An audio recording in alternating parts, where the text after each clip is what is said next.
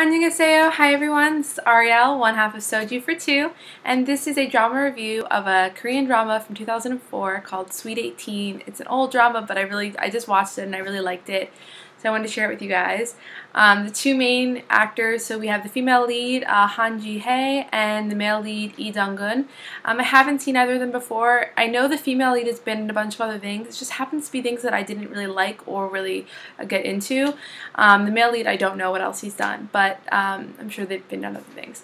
But the storyline of this Sweet 18 is sort of a cross between Gong, or Princess Hours, and it's a movie, My Little Bride. It's similar sort of premise. The plot is that you have these two, these two people that when they were very young were promised to marry, and then her family sort of runs away from Andong, which is a city in the south of Korea that's known for being traditional, for having Hanok village, which is traditional houses, and Mass Festival happens there, which I went to.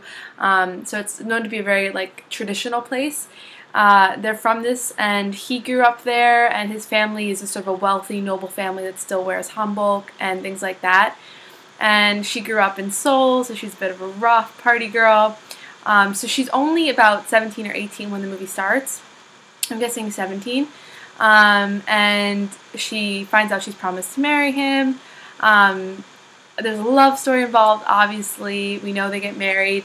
And in some way, he's he's her only one, and it's good.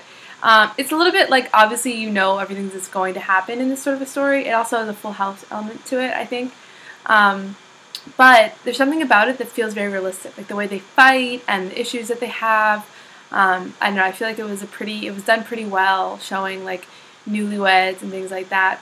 So I don't know, I think for some reason, the plot of this, even though it's a cross between a lot of things we've seen before, I like those elements, so I did really enjoy it. I feel like I've never heard anyone talk about it before, so I would recommend it. It was on Drama Fever where I watched it. Love triangle. So the love triangle is with his ex, and it's not really a love triangle because they're married pretty early on. It's more or less she's just trying to do everything she can to break them up. So that's pretty difficult, but they're strong. Misunderstanding. So there's a few misunderstandings, but again, it's all surrounded the love triangle there. And it's mostly just about whether or not, he would stray because they didn't necessarily love each other when they got married. Bad guy turned good. I don't really think that there's a bad guy in this, except for, his ex. So I don't know. I don't think it's really one of those sorts of dramas. Fashion, it's not very good. It's 2004 fashion, so it's pretty, I don't know, I guess it's pretty tacky, but that's not really the point of the show at all. It's not about clothing and things like that. The hanbok was really pretty though, so I like seeing that. Music, they sing a few times, but I don't think music is at all a point of the show. Kiss, so there's a few cute kisses. I have to say the corniest part of this entire show was when they finally realized they love each other, bed scene. There wasn't a bed scene. That was literally the corniest part of the whole show, because there are parts of it that were just silly and stupid, but I think that was literally the corniest part. Every other part of it sort of felt a bit like real couple. Piggyback ride, I'm certain there's a piggyback ride in there.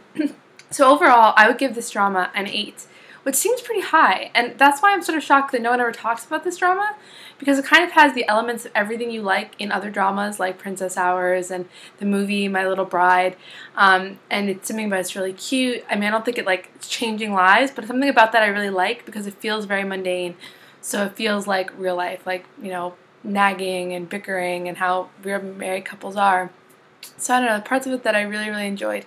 It also shows interesting cultural aspects of this notion of being a firstborn son in Korea, and if you come from a family that has a lot of history, then those sorts of maintaining the tradition and things like that. So it is interesting to see as someone that didn't grow up in those traditions. So I'd say this is a really good drama, and I'm not certain why it's not so popular, but it's on Drama Fever, which you can watch either with or without an account on Drama Fever. But if you live in Korea, you have to have a VPN. So I recommend this drama. I give it a really high score. If you haven't seen it, check it out. Bye guys!